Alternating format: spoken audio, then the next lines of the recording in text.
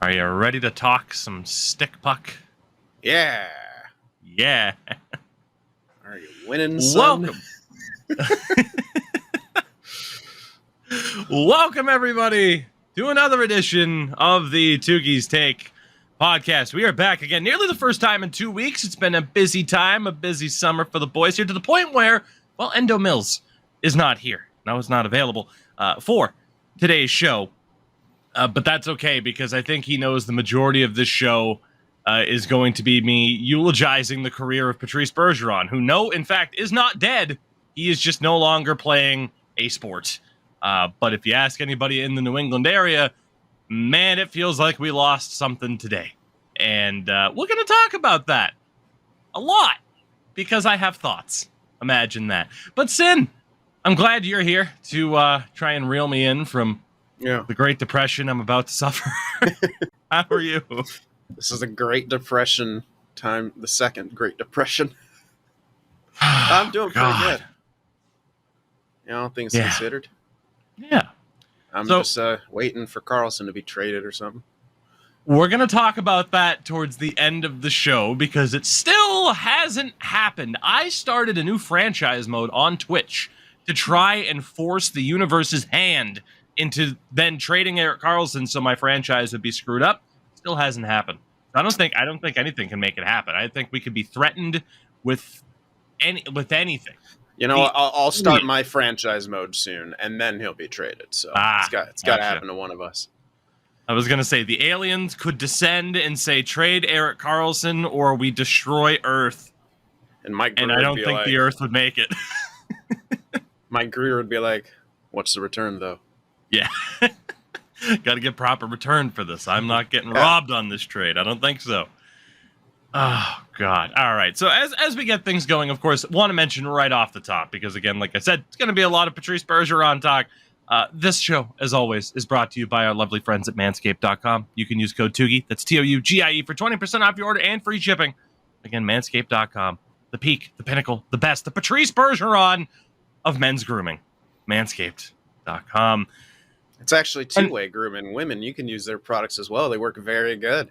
There you go. Listen, we were going to have viewer questions today. But given the very first question that was asked was fuck, marry, kill Colonel Sanders, Ronald McDonald, or the Burger King, I think we should just move on to actually talking about hockey, unless you have an answer. Yeah, of course I have an answer. All right, well, I'm intrigued. So you'd marry the king. Everyone needs a king to take care of him. Yep. You'd kill Colonel Sanders. He's old anyway. He's old and probably racist. But then, yeah, that's fair. But maybe you go full Anna Nicole Smith and marry a dude who is hardly living anyway for the money. Get that money. That's a good point. But the king would take care of you. He's giving you a monthly fucking stipend, man. Let's be real. And you fuck Ronald McDonald.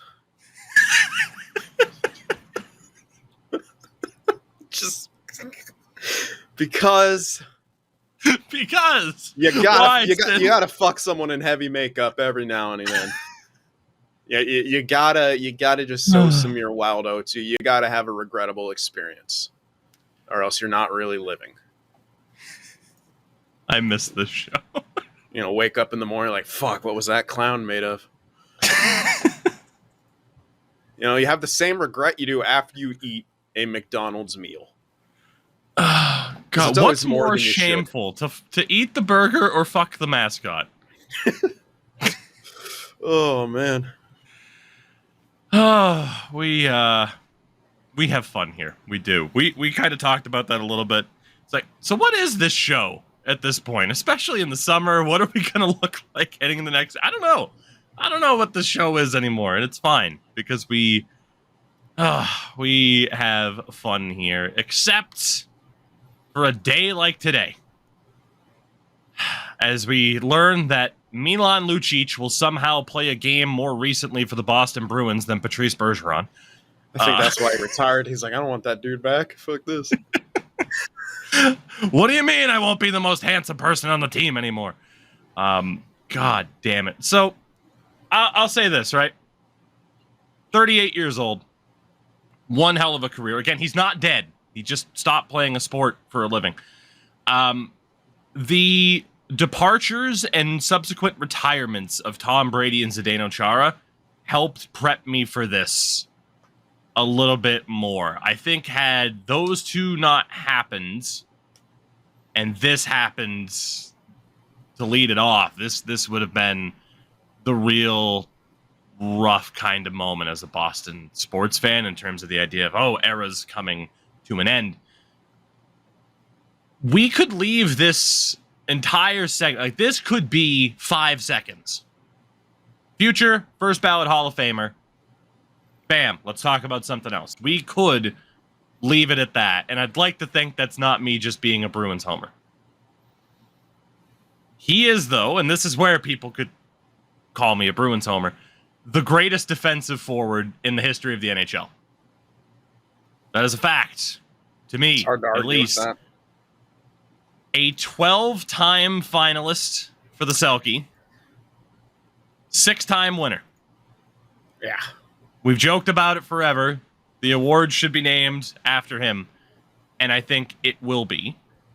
They'll probably hyphenate it, like Selke Bergeron. Yeah. I could see that. It's funny, though, because, again, it wouldn't be disrespectful to Frank J. Selke. You didn't even play. He wasn't a player, though. Like, he wasn't.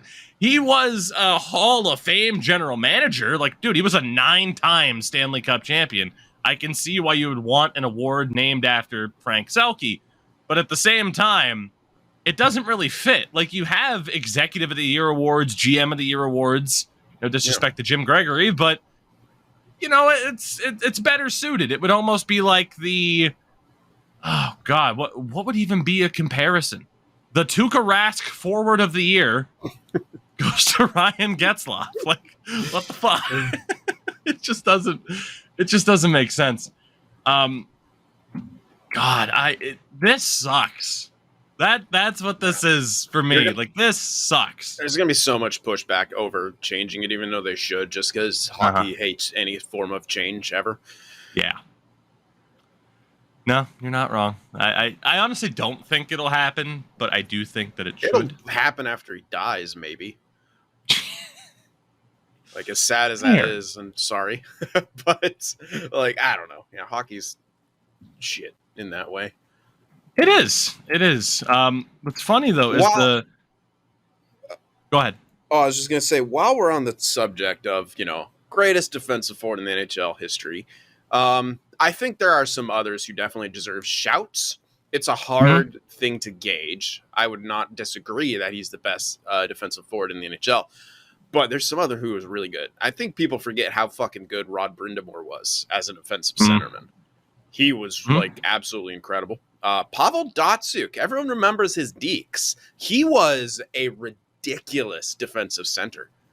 Like, he was so good, so slick. He would lift your stick from behind, take it, and go the other way and work some magic. Like, and those are a couple that I could think of off the top of my head. But Kings fans will shout from the rooftops about Anze Kopitar, and rightfully so. I mean, honestly, I do think if there was a claim of Western bias in terms of not getting the respect they deserve, Anze Kopitar. At the same time, I do think it is a legitimate shout to say that in every sport, there are great players who don't get the acknowledgement that they deserve and that they would have if one person didn't exist.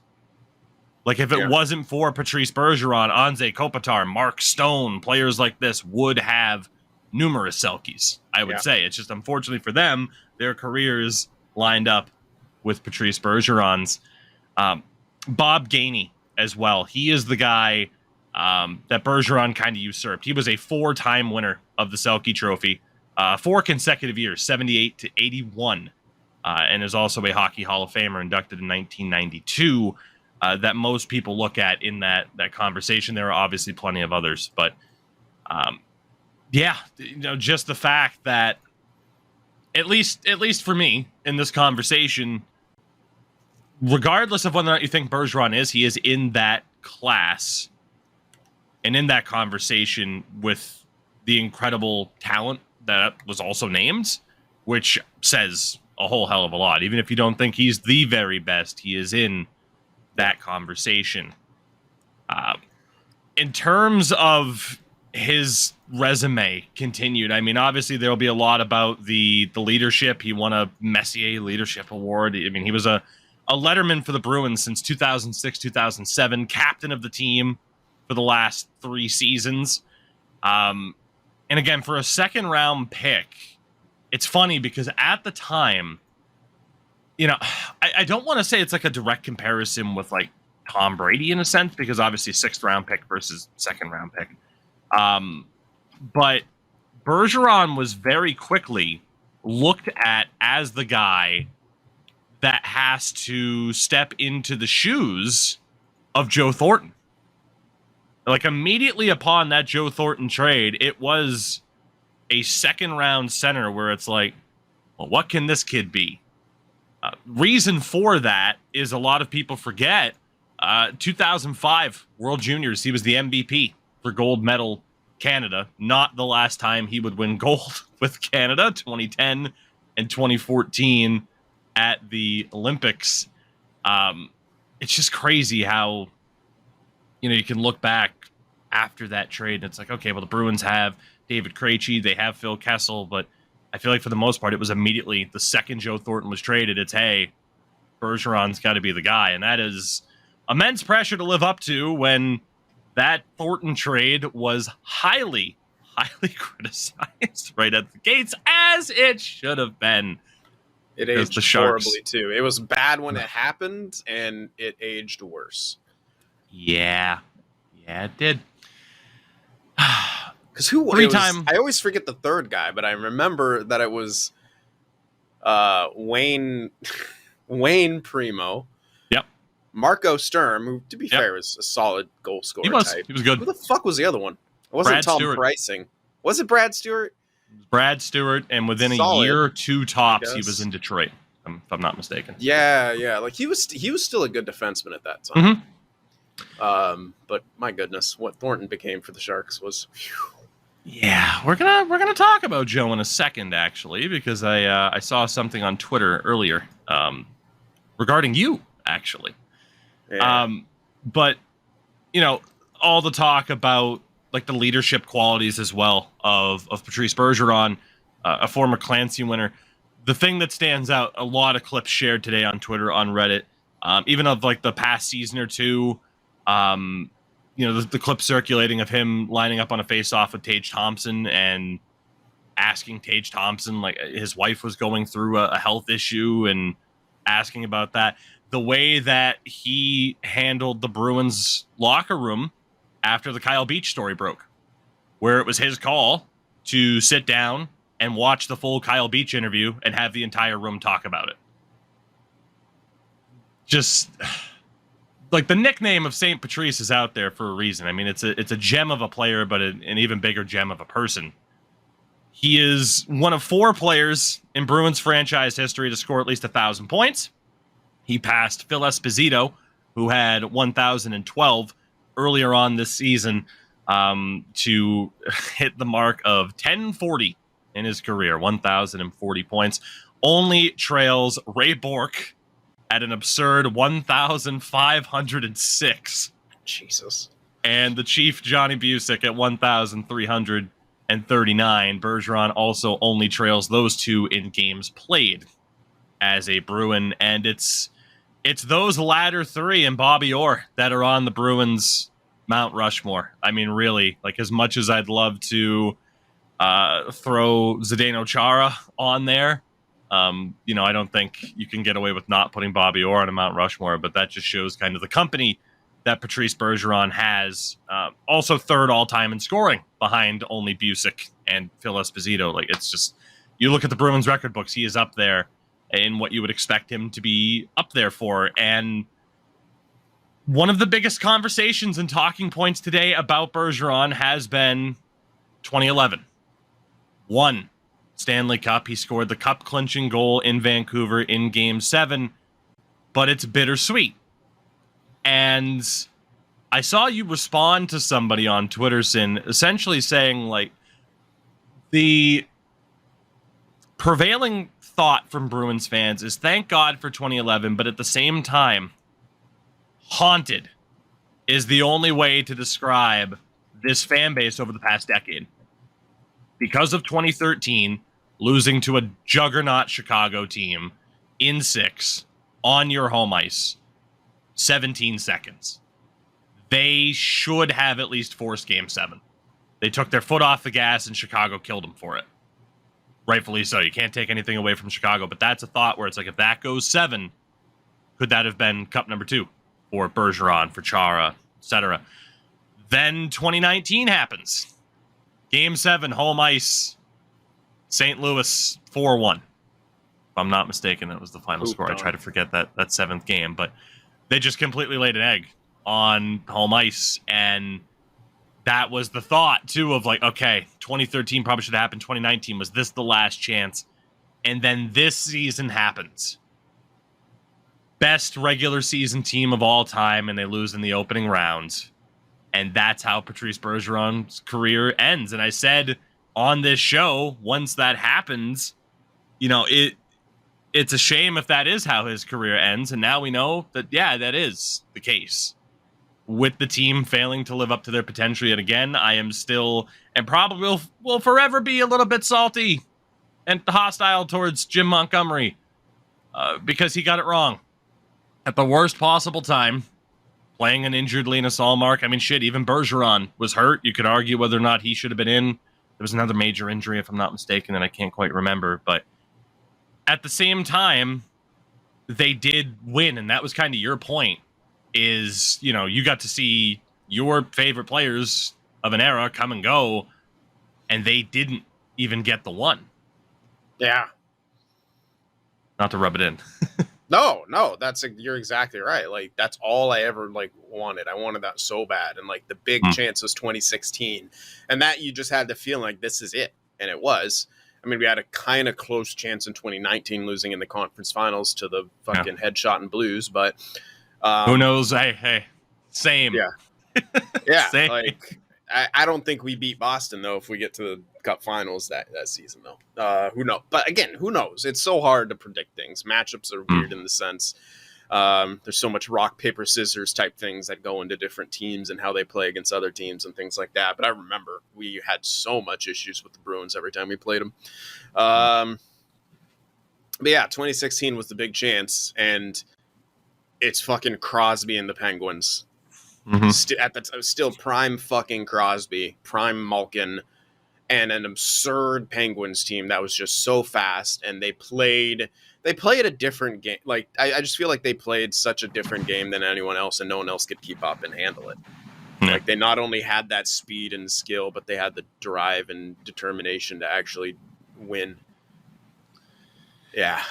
Now we're both bummed out. Yeah, looking back on that, it's like, yeah, you knew that was the chance because both Thornton and Marlowe at the time were in their mid-30s.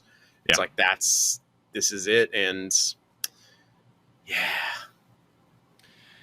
Overall, in regards to Bergeron's retirement, the response around the league is 99-1 positive. You are seeing posts from fellow, former teammates, either from this past season or a little bit further down the road. You are seeing posts from teams, rival teams especially. Montreal, Sidney Crosby released a statement that the Penguins Twitter put out. It's a 99-1 ratio in terms of positive, that 1% being the actuallys who have to go out of their way to try and be like, no, he wasn't that good. Which is funny because the biggest example of that is probably Mark Madden, who is a Pittsburgh guy.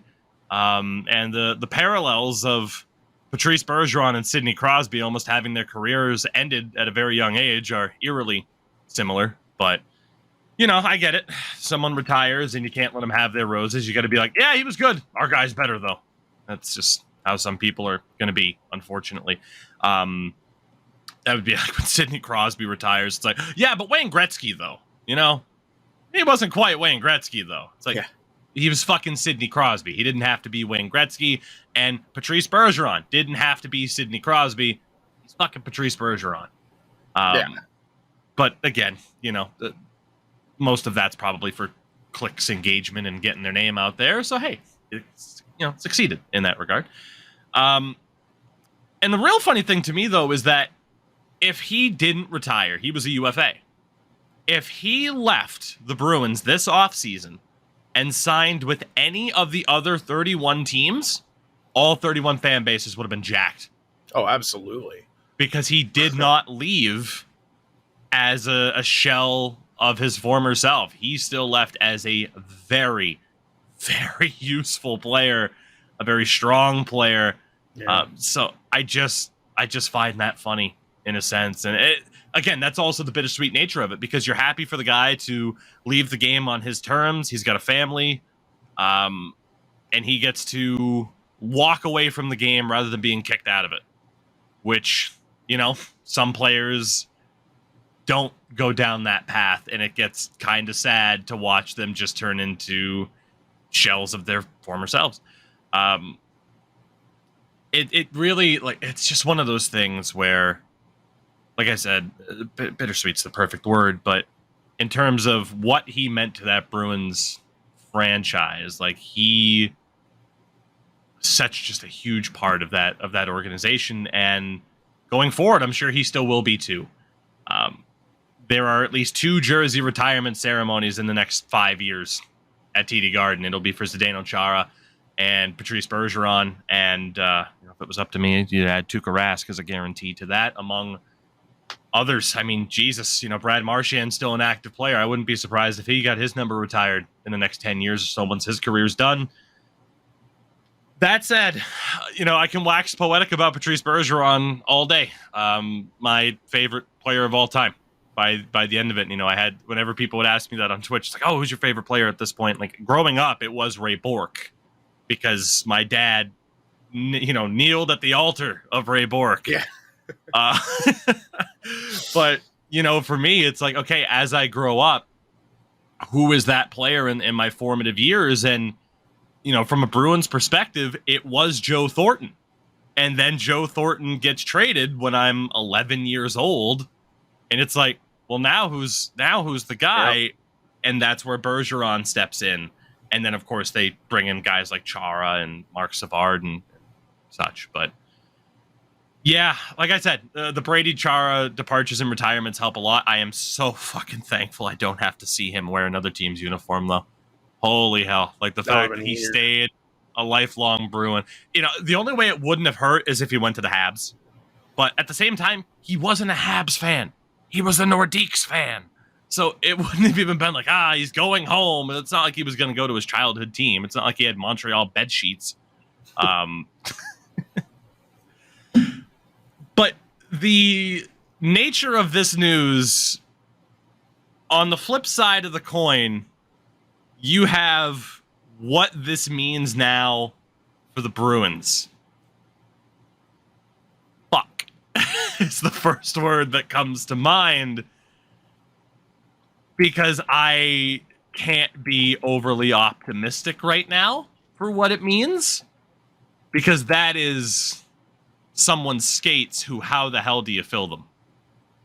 Right now, Cap Friendly has, as of July 12th, so it's a little bit out of date, I'm sure, they have this as the Boston Bruins depth chart.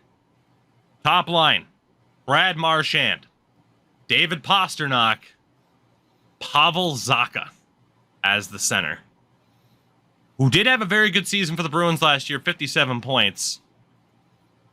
Former, sixth? He was a 6th overall pick, by the way, in 2015. Yeah, he was taken 3 spots ahead of Timo Meier.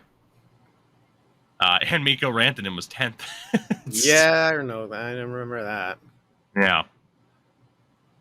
Zacha had a great season last year. Do I expect him, coming off of a career season, to be able to jump from middle 6 to being that top line guy? It's scary. It's an unknown. Maybe. Shit, it's tough to imagine someone not doing well next to Brad Marchand and David Pastrnak. The second line, again, cap friendly, could be wrong. Don't shoot the messenger. James Van Riemsdyk, Charlie Coyle, and Jake DeBrusk. You got JVR, I forgot. Yeah, for 1 year, $1 million. At 34 years old. Who was the middle? Sorry. Charlie Coyle. Oh, yeah, because there's no Krejci guarantee. Mm-hmm. That's the other X factor is David Krejci. Yeah, you need a 1C because it's really good if Coyle and Zacha are the 2 or 3Cs. Like, that's really good. But you need a 1C. They need to be all in on someone like Mark Scheifele. Is he a free agent? He has 1 year left with the Jets. Yeah, you can get Tomas Hertl instead. I fucking wish. Yeah, Scheifele has 1 year left at 6'1", 30 years old. Another name that's out there, Elias Lindholm for the Calgary Flames, and not knowing quite what they're going to be looking to do. He is also a pending UFA after this upcoming season. He's making just under $5 million at 28. So no matter what, it's going to be some kind of trade that you need to do because the free agency market was already barren. Yeah, right now in terms of free agents, and allow me to get the list up there. Honestly, I want to sort this because RFA is fucking irrelevant because nobody ever offer sheets anybody. No. But Trevor Zegras is currently out there as an unsigned center who could be offer sheeted. That's not going to happen because the NHL is silly. But in terms of UFAs, the highest scoring center, who is currently a UFA from last season, is David Krejci. Second is Jonathan Taves. And third is Eric Stahl. They essentially have to look, if they are going to try to improve this team down the middle, they do have to look from the outside in. The other two centers right now, third line listed as Morgan Geekie, who of course was a UFA. They signed him. He played with the Kraken last year. He got 2 years, $2 million. And then Patrick Brown, who has been a fringe NHLer, formerly with the Flyers. I think he played somewhere else too. To your point, if you can shift Zacha down to second line, Coyle to third line, Geekie to fourth, you're looking good. Even if whoever you get isn't quite Patrice Bergeron, it looks a lot better because the defense is still really solid. Right now, penciled in as Grzelcyk, McAvoy, Lindholm, Carlo, Forbert, and Shattenkirk, Ullmark, and Swayman. Granted, Swayman is still currently an RFA, but Ullmark and Swayman are still there as the goaltenders. It would make you think that a trade would be necessary to move out somebody like maybe even a Derek Forbert making $3 million on the third pair. Another X factor is that David Pasternak's new extension kicks in. You remember how much he's getting paid? 11. Yep, 11 and a quarter. So their cap situation is a little bit interesting, but yeah, I don't think you could really look to be like, oh yeah, Oscar Steen, Mark McLaughlin, John Beecher, like they're gonna step up. That's just not. That's not gonna happen. So yeah, I'm definitely intrigued to see if there is somebody they can go out and get. I mean, free agents next season, Austin Matthews, which I think everyone still expects him to stay in Toronto. Plus, he's going to be asking for so much money.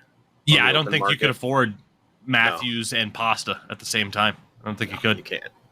Or else, unless you want to become Toronto, and you don't want to become Toronto.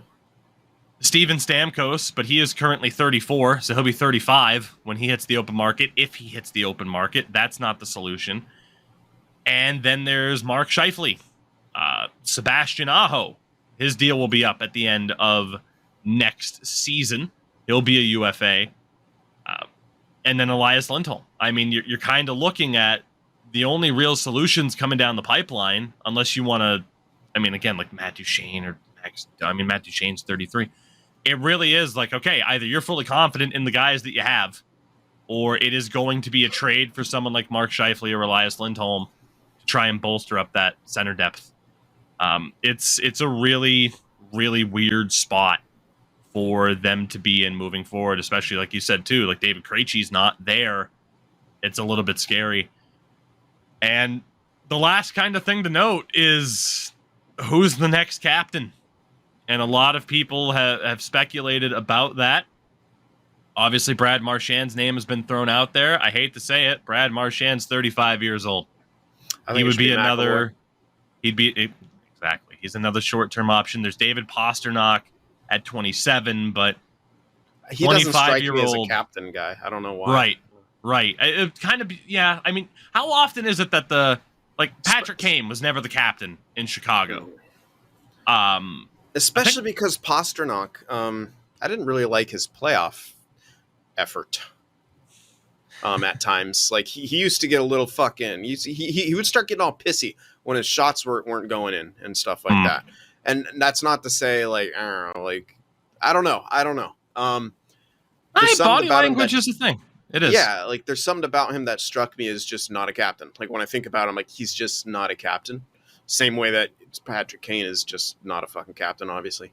Or who else? I don't know. There's probably some other good examples, but yeah, like it was just there's some things like that. And whereas I could see Marchand being a captain, but like you said, he's 35 because dude, that guy was a beast in the playoffs, and he's still such a good player. But to me, I think if you're looking to take the Bruins team in this new direction, you got to give it to McAvoy. He's the guy. He is. I mean, he signed through 2030 at $9.5 million. I mean, that's the guy. 100%. He's so good. He's just like such a two-way beast. Like, give it to another two-way beast. This time a defenseman, McAvoy. Yeah. I think it has to be him. And it's funny because you can look and the NHL. It's a little bit hit or miss right now in terms of like, okay, is the most skilled guy the captain? It's a little bit more hit or miss than I would have thought. Like Buffalo has like Kyle Okposo, obviously not the most skilled player on the Sabres. It's going to be Tuck after him too, and he's not the most skilled player there. Right, exactly. At least it should be Tuck. It should. If it isn't Tuck, what the hell are they doing? I know. Carolina has Jordan Staal. Colorado, their captain is still officially Gabriel Landeskog. You could argue whether or not it'll get moved to Nathan McKinnon because Landeskog's career is perhaps in jeopardy. Columbus's captain, Boone Jenner. Still? Yeah. Forgot he was still playing, man. Holy shit. But yeah, then you have Connor McDavid's a captain. Steven Stamkos, Ovechkin. The Rangers captain is Jacob Trouba. Oh, God. Oh, Trouba. Oh, Jacob Trouba. Yeah, like I said, I could keep going about this. Today's just a really fucking weird day. And, I feel like most fan bases, every fan base has this moment where it is a legendary player for their franchise.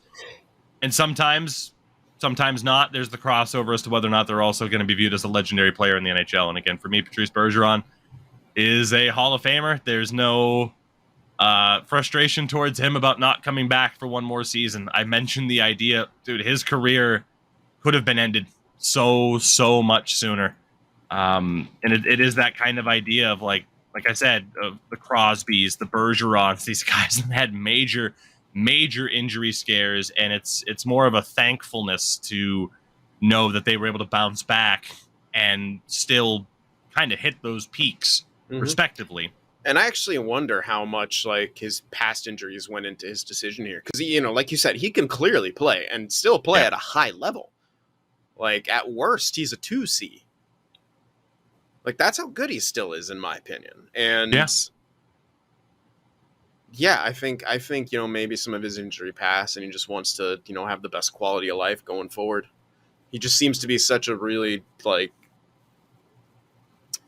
obviously a great person, but he seems to be very much in tune with himself, because that's what it takes to be a good person and actually look to help people and things like that, as he clearly has. He's clearly very in touch with himself and introspective. Otherwise, he doesn't ask about people's families. He doesn't sit people down to watch the Kyle Beach interview, and he's not as good of a person if you don't look at yourself first before the world around you. So, yeah. Yeah, and I mean, again, four kids at home. It's the idea of Jesus. He has 4. Yeah. Oh my god. Yeah. It's one of those things too where it's like he'll come out of retirement like Brady. Fuck, it's too tiring. Oh god, I have to spend that much time with them. But no, I mean, it's just one of those things too, right? Like especially too in hockey, we've obviously had these conversations about players hanging on for too long and what they've had to do to themselves to chase the dream and to hang on. And these players see these stories, and for some of them, the juice is still worth the squeeze. But for him at this point, it wasn't. And I'm sure, he's had his long list of injuries, but it still feels like at this point, obviously we don't know his full freaking medical history, but at this point, he should still have the health to be able to be a dad in the way that he wants to be a dad, as opposed to being another one of these stories of a former hockey player where it's like, yeah, I can barely play with my kids because I'm so broken down. And that Sorry. Yeah. Sorry. No, it's okay. And that would suck, obviously. Yeah. Like Jumbo played into his 40s, but when you think back, he never ever had a concussion in his career that I can think of. The only major injury that he ever had were like to his knees. And while yes, those are scary, like speed was never a huge part of his game either. So it's like he didn't necessarily, I mean, you think back to the Bergeron thing, punctured lungs and shit, like holy crap, like there's some intense injuries for him. So, like people can't try to compare it to someone like that or someone else who played into their 40s, like a Yager or something like that. Like Yager's a fucking machine, and I'm pretty sure he was single, wasn't he? Or at least kidless. Is he probably still kidless? I don't even know. Yeah, he's not married. So. No, he was one of those weird savants where he had one fucking thing that he cared about. Like, it's different. People gotta understand it's different. Everyone's different in a variety of ways when it comes to the physical, variables or the life variables. You mentioned the injuries for Bergeron. I mean, again, like he was out with a herniated disc in his back for a portion of the series against the Panthers. That, again, he sustained that injury in the final game of the season against Montreal, and people were pissed. It's, why did he play? Why did he risk it? But again, he played so that his dad could see him play, because his dad, that's probably another factor as well. Like his dad hasn't been in great health. But yeah, you mentioned the punctured lung, Game 6, 2013 final. He played through a punctured lung, separated shoulder, had a broken rib, and a broken nose, and still fucking played in the Stanley Cup final. Yeah, that's crazy. It is. It's like, on one hand, you don't want to sit there and praise that too much, because that's kind of the idea of like, Jesus Christ, when's enough, and how injured do you have to be before the next guy in the lineup is actually better than you? But at the same time, it's that toughness that, makes him memorable. So again, I could sit here and talk about Patrice Bergeron for another 6 hours. Very intrigued to see what the future has for the Boston Bruins. And I am too. Do they have their first next year? Just in case.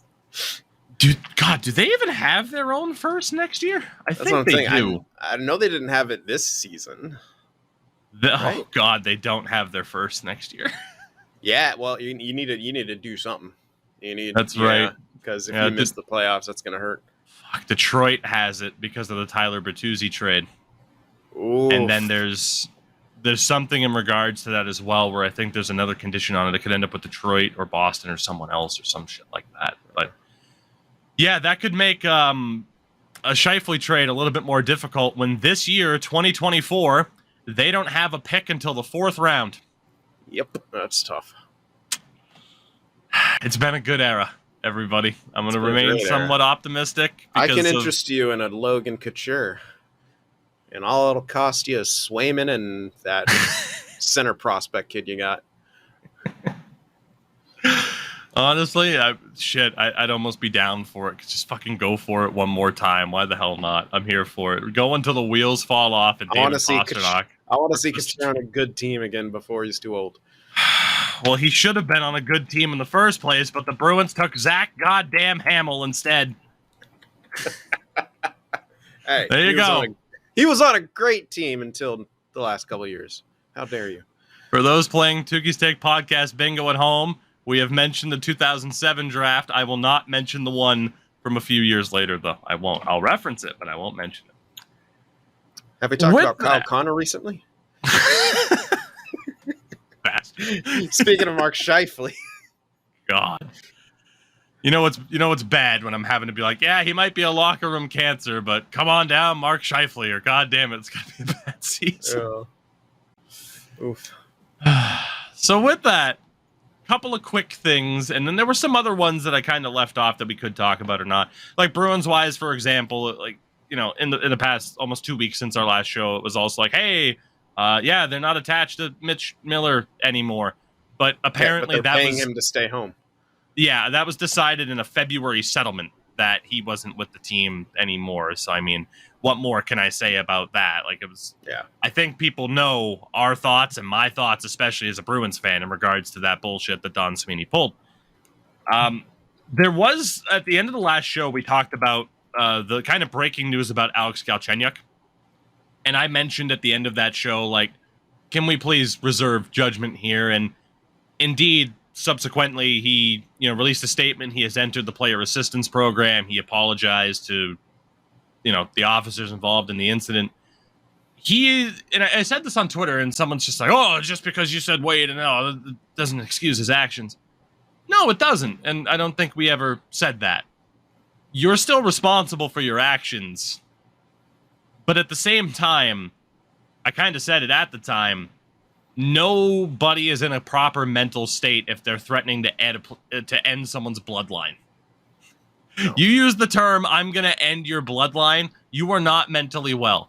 And again, the line between responsibility versus being mentally unwell, where that line is differs from person to person, their experiences, their thoughts on things. I hope he gets the help that he needs, because it's very clear that he needs a lot of help. Yeah. So wanted to throw that out there as a follow-up. I don't give him a full pass, because beyond like.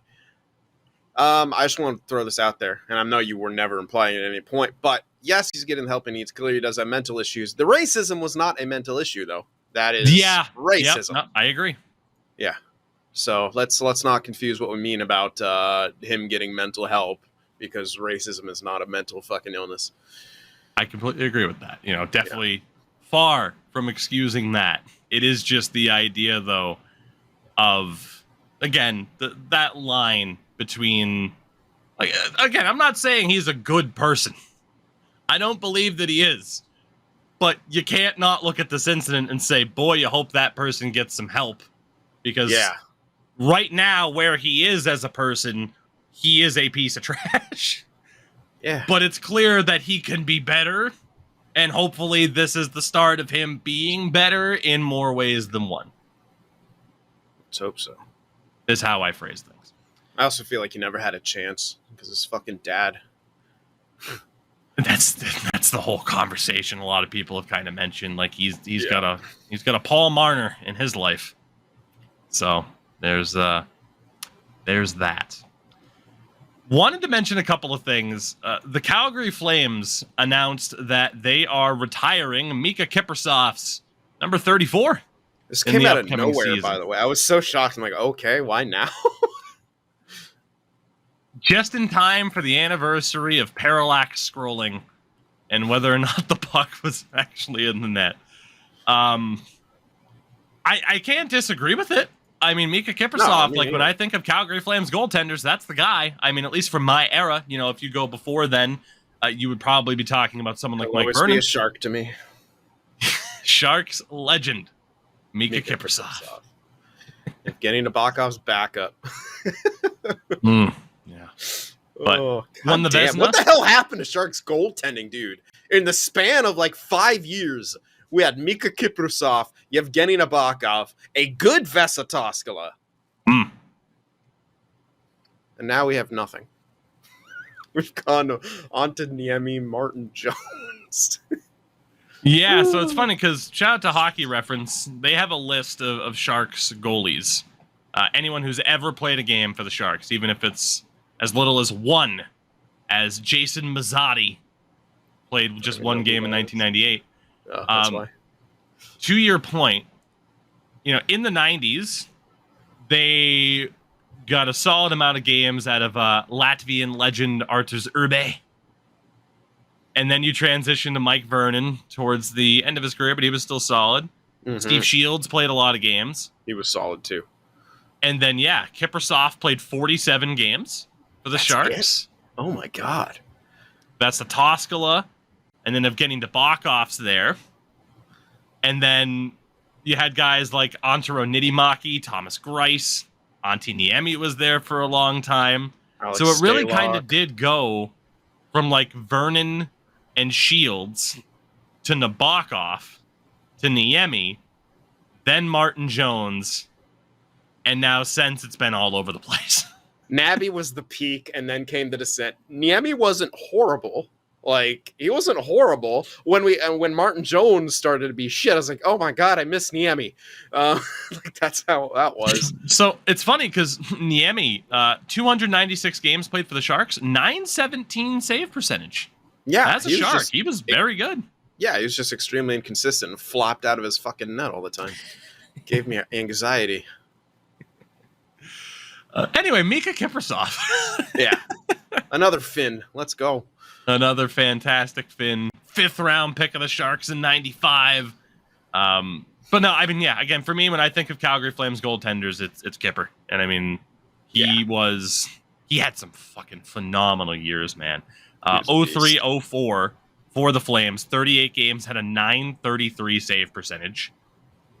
Post-lockout year, 05-06, had a 923. And also had a 920 save percentage in 2009-2010. And then his second to last season in the NHL had a 921 in 70 games played. That can't be the amount of games started. I can't imagine, although who knows who Calgary had as their backup that year. But he should be viewed as a Calgary Flames legend, and it's cool to see him get his number retired. He is going to be one of just 4 Flames, though, to have their number retired. Lanny McDonald's number 9, Jerome McGinley's number 12, and Mike Vernon's number 30. Weirdly, Al McInnes and Joe Nieuwendyk only have honored numbers. I would hate that if I was a fan of that team. Why the Vernon? Idea of we're not going to retire your number, but we're going to say, hey, when you think about the number 2, you think about... strongly worded letter. Like, to me, it would just be so stupid of like, here's Bobby Orr. We're going to honor his number, but another Bruin can wear the number 4 right now. Just wouldn't sit right to me. Like, the idea of like, oh, hey, number 12 for the Calgary Flames, Derek Ryan. Like, I don't know about that one. Kevin Shattenkirk. He's going to go from Shat Deuces to Shat 77. No. It's just, I don't know. And Calgary's not the only team to do that. I just think it's shit. Yeah. But just if you're going to have a number off limits and in like in any sort of way, just actually make it off limits. Like, I don't understand that. Like the whole Vancouver thing, this thing, just make it official. If it's going to like be so weird, I don't know. The other thing to mention about Calgary is the fact that we just passed the 1-year anniversary of the Matthew Tkachuk trade. And 1 year on, I still think it's too early to declare a winner, but Florida's certainly winning.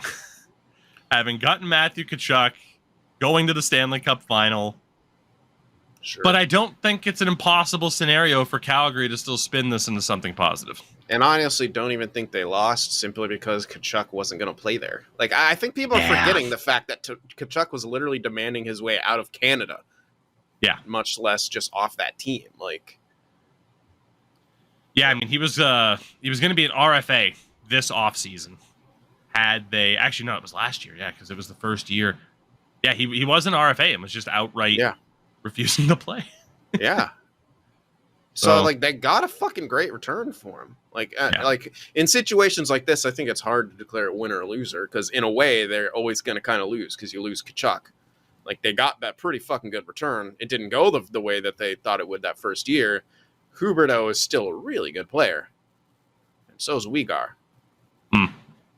I think it could still work out for both sides, but it is funny a year on just how well and went for the Florida Panthers. It was exactly kind of how the Karlsson trade went, because everyone's like, at first, oh man, why'd Florida give up both, Huberdeau and Weegar? That was my response. Same with Karlsson. Oh my God, the Sharks fleeced Ottawa. 1 year later, they get Stützle with the 3rd overall pick and stuff like that, and everyone's like, oh, Ottawa totally fleeced them, and that's been the narrative ever since. It's like, fucking hell. Wait, it changes fast. Shouldn't this shouldn't just be like reserve judgment? This should be a lesson in reserving judgment. But people don't like to do that. They very much don't. No, it's whatever the narrative is going to get me clicks and engagement on Twitter. So speaking of clicks and engagement, I'm not calling it anything else. It's Twitter. Yeah, no shit. I wanted to talk about the San Jose Sharks. Erik Karlsson confirmed in a report with a Swedish outlet that he has spoken to 4 specific teams: Pittsburgh, Carolina, Toronto, and Seattle. Now, obviously, we kind of joked about Mike Greer wanting to make sure he gets the best return in this particular trade. No kidding. But I wanted to kind of talk about these 4 teams in particular and, kind of what that return could be. Does it even make sense? We'll start off alphabetically with Carolina, because I think a lot of people were expecting it to be Carolina, and then they went out and signed Tony DeAngelo again for $1.675 million.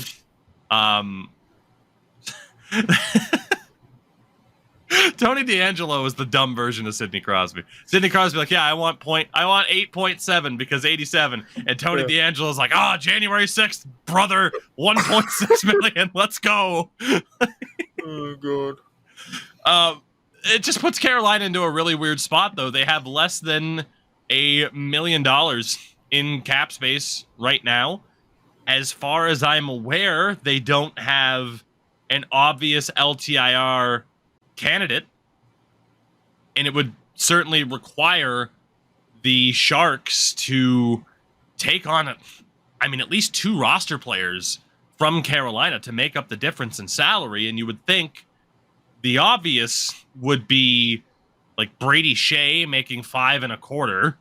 Gross. And then, I don't even know who else you could do in terms of that trade. I feel like Carolina has kind of priced themselves out of that. They have at this point.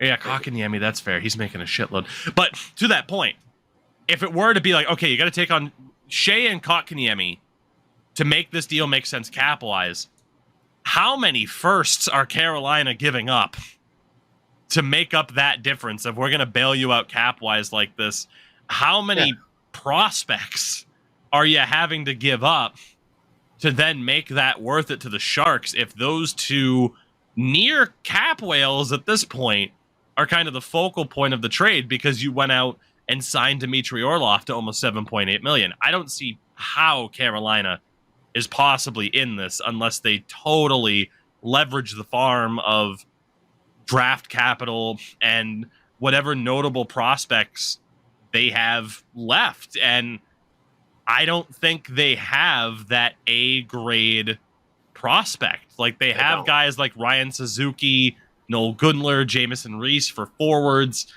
Defensively, someone like Anthony Honka. Like, I don't see it possibly how it could be Carolina at this stage. No. Especially, I think them grabbing DeAngelo tips their hand. They got discount Erik Karlsson in so many ways. Yeah. Like, especially morally. Discount worse Erik Karlsson, especially too. Let's not forget that. Like, right, he's great in the ozone, a liability elsewhere.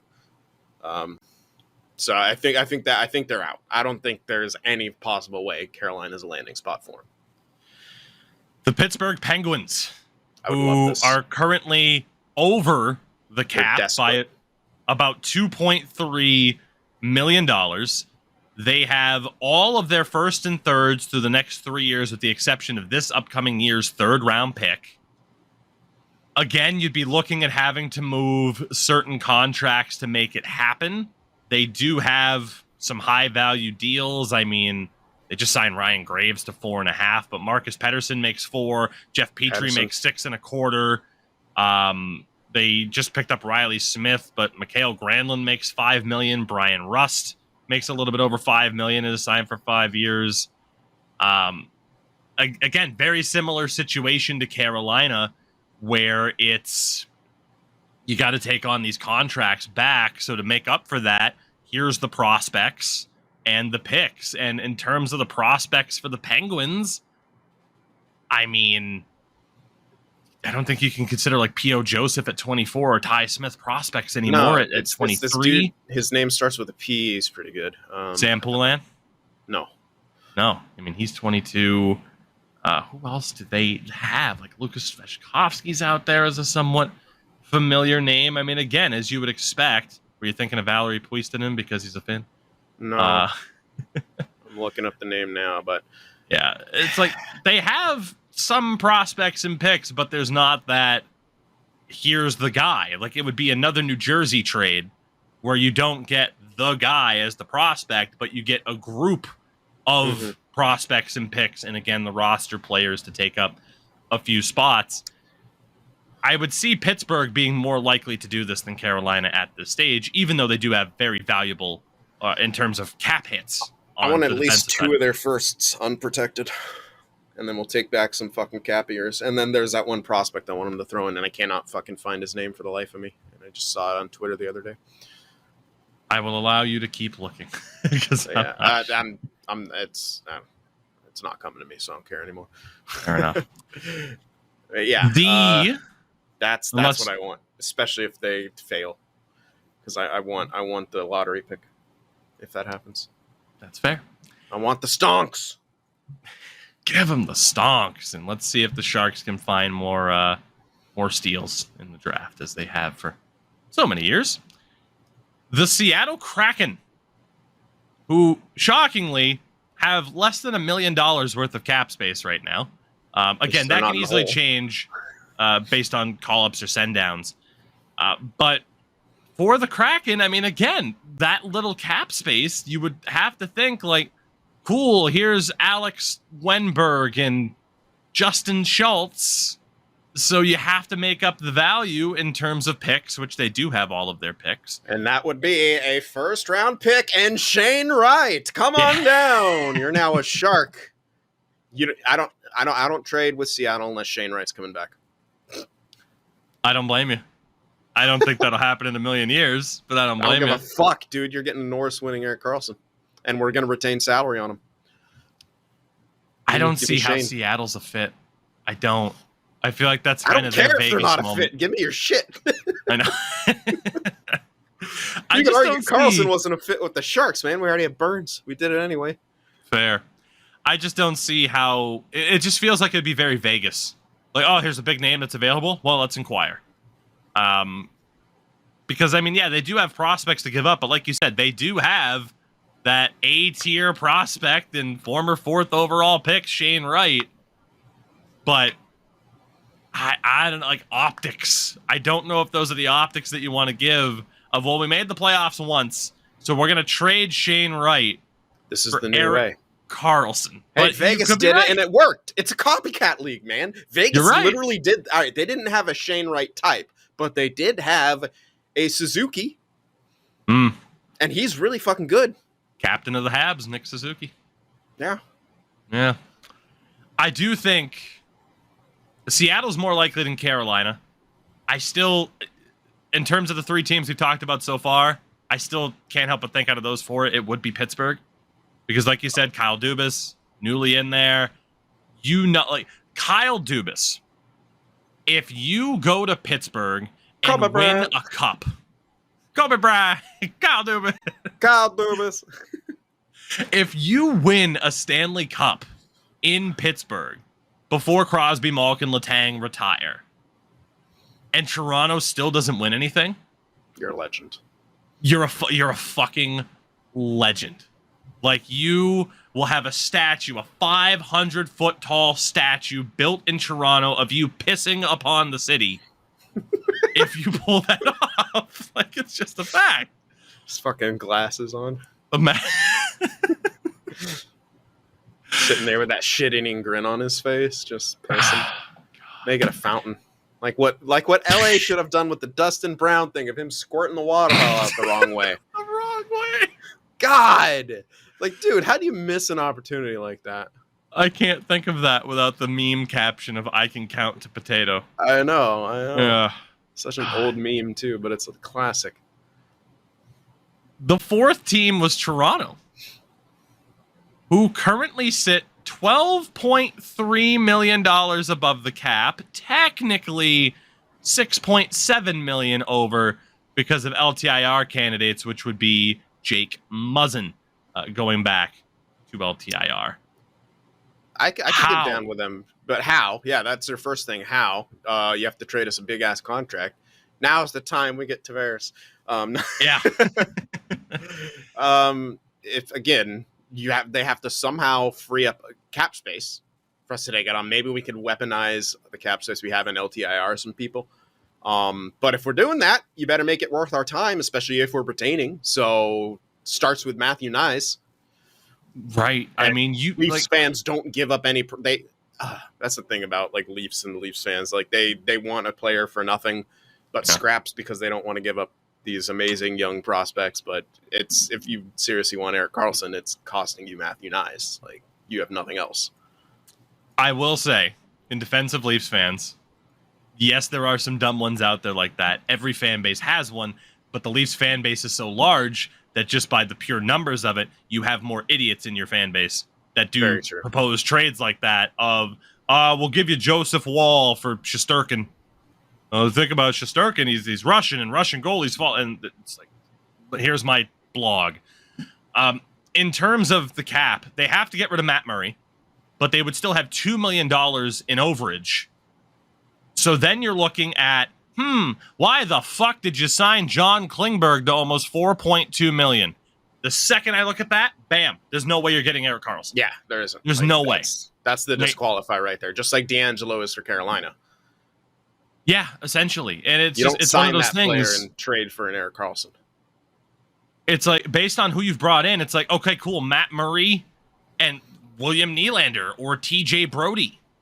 And trading TJ Brody would be the dumbest thing you could fucking do. He's the best defensive defenseman on your team, whereas your highest paid defenseman, Morgan Riley, is great offensively, but he can't play defense worth the shit half the time. He did step up a little bit in the playoffs, but again, different type of setup. I do not see how Carolina or Toronto make it work at this point without it being a video game trade. And video game trades happen so damn infrequently that it just feels like a waste of time to even bother speculating. Yeah, I think when he talked to Toronto, it was before they signed Klingberg. Like, I think that was, he was just probably some things lost in translation in that interview, or just, not mentioning like, oh yeah, here are the teams I've talked to. There's no timeline when he fucking talked to them necessarily. So, right. They could have been exploring that. And then, they're like, all right, Klingberg's easier for that type of player. So it's just one of those things now where it's like, oh my God, it's almost August and we're still talking about how Erik Karlsson wasn't traded. It's so frustrating, but that was the word. I wish he'd shut the fuck up though. And that is one thing I'd like him to stop talking about how he wants to go somewhere else and win. Yeah, because the longer it goes on without a trade, it's like, okay, what if you end up back here? And then what if you're not as good? And then all of a sudden, Annie talks about trades, and then you're stuck here, buddy. And it's like, oh, cool. Yeah. We know you don't want to be here. Fun. Not only that, messy situation. Maybe tanking his fucking value too by saying he wants out. But that's the thing. Like, hey, man, you signed $11.5 million. That's a hard contract to fucking move. Yeah, essentially. So hopefully, the next time we get together for a show here, we get to talk about the Bruins being in a better spot and Erik Karlsson being traded for Shane Wright. Hey, you can have Erik Karlsson. There you go. Just give us Lindholm. And we'll play him as our top center. Yeah, play him as a center. It's not that hard to learn how to take face-offs. Yeah, the Bruins just lost the guy. Career on it. The Bruins just lost the guy who multiple times has finished with the highest face-off winning percentage in an NHL season. Erik Karlsson, it's time for him to play forward. Let's go. Yeah. Not even on the wing. Play him at center. It's Billy Bean in Scott Hatterberg's house. You're not a catcher anymore. Don Sweeney's money puck. Yeah. Sign me up. The good news is we want just Erik Karlsson. Yeah, well, what about McAvoy? Yeah, the good news is we want you at center. With that, we will look to wind things down. Again, we thank all of you who still, of course, watch and support us here. You know, again, it's the summertime. There's often not as much to talk about. And, you know, in terms of this podcast, again, I said it off the top. I don't know what the hell this is anymore. It's the idea of, hey, yeah, we talk about hockey, but we also talked about what fucking fast food mascot we'd fuck earlier on. Is Colonel Sanders even that's just a dude. It's not even a mascot. It's just a man. No, he's a mascot. Can't fool me. Oh, God, he died 40 years ago. Yeah, put Wendy in that fucking contest. We know what's going on. The mascot or actual Wendy? Wendy Thomas. Wendy Peppercorn. 61-year-old Wendy Thomas. Wood. Thank you all for listening and supporting the show. Sin, what do you have going on? You mentioned probably starting a new franchise mode soon. Yeah, I'm going to Google some pictures. Just kidding. Yeah, I'll be starting a new franchise Wendy mode. Thomas not safe for work into a Google search bar. New franchise mode coming out Wednesday, tomorrow, which is tomorrow. I don't know when this episode's coming out, but it might already be out. Yeah, no, we'll have the podcast up in time. So yeah, take a look. Wednesday, July the 26th. Any hints of who? Have you announced who it's going to be? What's it going to be? No, I haven't announced who it's going to be or what it's going to be yet. It's a surprise. Cool. I was going to say tell the people here, but it's fine. You got to go to Sin's channel. Sin for the Win Productions. Sin FTW Productions. On the YouTube side of things. For myself, YouTube-wise, I am backloaded on franchise modes. We're still uploading the Leaf series. I have the Greenville Good Dudes series that still has to come out, and I've started a new franchise mode on Twitch with the Nashville Predators. That's a fucking circus. It's a rule-heavy series like I had done with Carolina in the past. On top of that, chat has been able to use their channel points to throw extra wrenches into the situation. Oh, that's cool. If I win a championship in this series, I think it'll be my greatest accomplishment or my flukiest win ever in a franchise mode. So we're having a lot of fun with it. But with that, we'll see you all next week, everybody. Manscaped.com, the ultimate two-way in grooming. God, they gotta steal that. We'll see you all next week. So it turns out that this podcast isn't quite done yet. I have returned here in audio form only, although I might put this up in a separate segment on the YouTube side of things. I have returned 10 minutes or so after Sin and I recorded the most recent edition of the podcast, where we primarily talked about the retirement of Patrice Bergeron and what we thought was going to be the biggest news story of the day in the world of hockey, and it turns out that it is not, because we have learned about the passing of Rocky Wirtz, the owner of the Chicago Blackhawks, who has died at age 70. And make no mistake, this is the biggest news story of the day. And it has reopened a lot of conversations in regards to what is appropriate, according to some, what is appropriate to discuss at this point in time. And we saw this same conversation pop up when Eugene Melnyk passed away. The day before Eugene Melnyk passed away, if you asked somebody about Eugene, more often than not, the answer would have been terrible sports owner. But the day that he died, no, we can't talk about that. Not for a while, at least. Only the positive. Which, to me, isn't fair to a lot of people. It isn't fair because that wouldn't be telling the full story of someone's life and someone's legacy that they're going to be remembered for. Someone like Eugene Melnyk did a lot of good things. He was also a terrible sports owner. Someone like Rocky Wirtz did some really, really positive things that I'm about to talk about, especially in regards to his hockey team. And he did some really shitty things in in regards to his hockey team, and it is only fair to talk about that legacy. I can't help but think back to the passing of Kobe Bryant and that whole conversation as to whether or not you could mention anything related to the, as I'll call them, legal issues that he had. Of course, I'm on the side of, hey, I was bummed out that Kobe Bryant died, but if someone remembers him for that negative of a reason, the man's life was the man's life. For Rocky Wirtz, I do want to talk about the positives, because there were positives. I have seen numerous Hawks fans state that in their minds, Rocky saved the team. And I can't help but agree.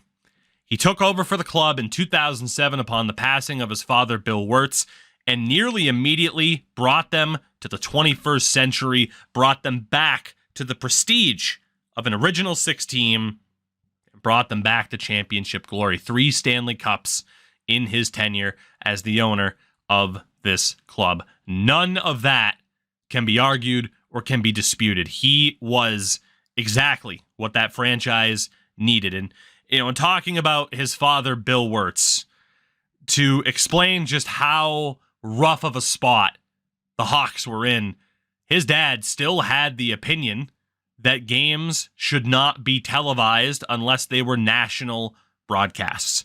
Because if you air the game on TV, people might not come to the arena. That was in 2007. So needless to say, Bill Wirtz didn't quite adapt to modern times. Rocky did, and saved this franchise in a lot of ways. And for that, he will be remembered incredibly fondly, especially in the city of Chicago. And I cannot blame Hawks fans for that. However, what a lot of people will remember Rocky for, and you know where I'm going with this, is the Kyle Beach story. Knowing that he was sexually assaulted, I'm not going to name the dickhead because he doesn't deserve it, but knowing that he was sexually assaulted back in 2010, knowing that the Hawks conducted an internal investigation, knowing that multiple executives and coaches, Stan Bowman, Joel Quenneville, Al McIsaac, were all aware of what happened, but knowing that they failed Kyle Beach. And knowing, the report at the time states, of course, that Rocky Wirtz was not aware of said allegations, but I would argue the owner of a team, that fault still lies on you. How, as the owner, could you have not known? And if you had people in a position who were supposed to tell you but did not, that is a failure on your part as well. But at that point, you can say, benefit of the doubt, he didn't know. The problem is, he then soiled his legacy to a lot of people, especially in the aftermath of this, and especially on February 2nd, 2022. As a town hall meeting was held, and reporter Mark Lazarus steps up to the microphone, quote, "My question is for Danny, Rocky Wirtz's son, who is now essentially the owner of the team. I know we're looking forward here, but I think we have to look back also. I think much of what happened to Kyle Beach stemmed from the power imbalance between a coach and a player and the powerlessness of a player in that situation. So what are the Blackhawks doing?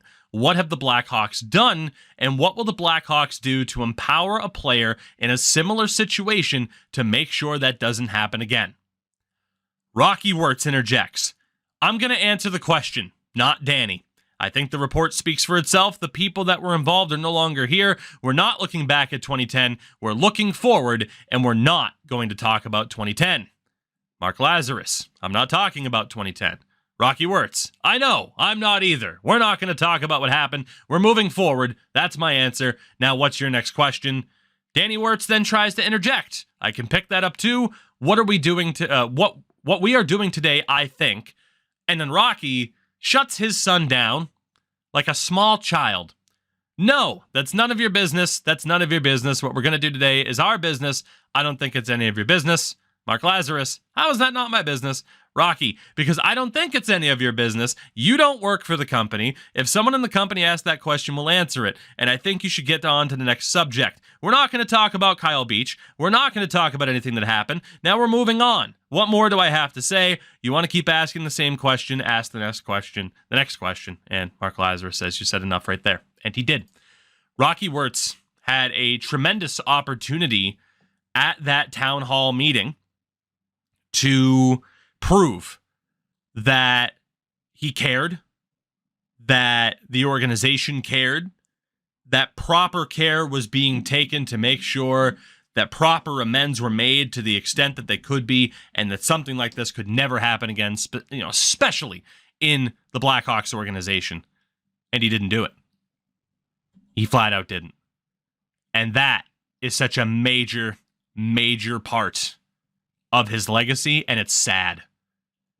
Because for someone who had such a positive impact on the sport of hockey by taking over for his father and rebuilding the Hawks into the dynasty that they have been for the past 13, 15 years now, the fact is you cannot look at his legacy without this glaring negative spot that he himself owns, that he himself established. So like I said, I think we'll talk about this a little bit more later on down the road. It's not a situation, and I mentioned this so on Twitter, like I'm not tap dancing on the guy's grave. If you ask me what would the right solution have been, or what would I have wanted to have seen happen, I would have wanted Rocky to come out and be like, hey, yeah, you know what? I screwed up. I did. To have some accountability in the situation. And that way, a day like today, it's just nothing but somber at the idea that, hey, one of the good ones is gone. And that's not the feeling. So I do look forward to, shockingly on Twitter, it hasn't really happened. I look forward, I'm sure someone in the comments, 2013, you're still mad. And again, it has nothing to do with that. It has everything to do with the Kyle Beach situation. Like I said, Rocky Wirtz was a phenomenal owner of a sports franchise, but that is not his entire legacy. At the very least, you say Rocky Wirtz was a phenomenal owner of a sports franchise. If there is a period at the end of that sentence instead of a comma, the next sentence is, or at the very least starts with, but here's what else happened.